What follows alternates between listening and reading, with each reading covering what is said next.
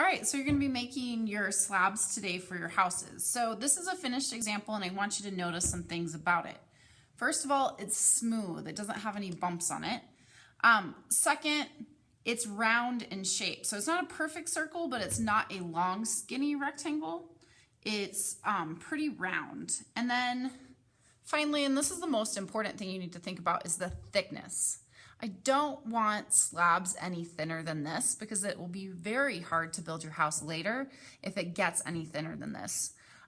For me, about the perfect thickness to work with when I'm working with slabs like this is about as thick as my finger, or particularly my pinky.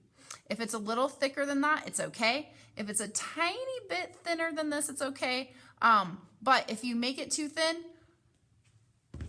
fold it up, wedge it, start it again.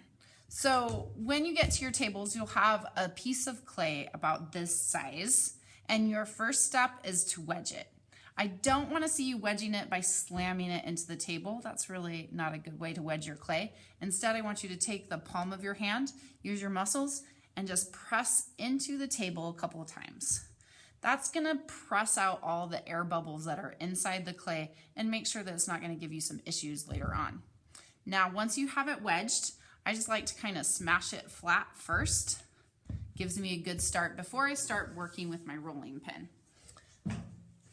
So your rollers are at your tables. Hopefully I have almost enough for everybody. If not, you might have to share.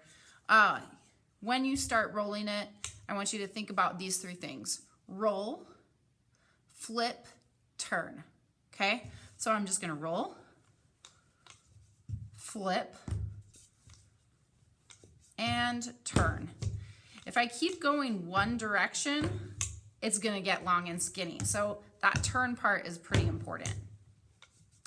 If I don't flip it, it's gonna get smooth on one side, but bumpy on the other side. Pretty easy. I'm gonna stop there.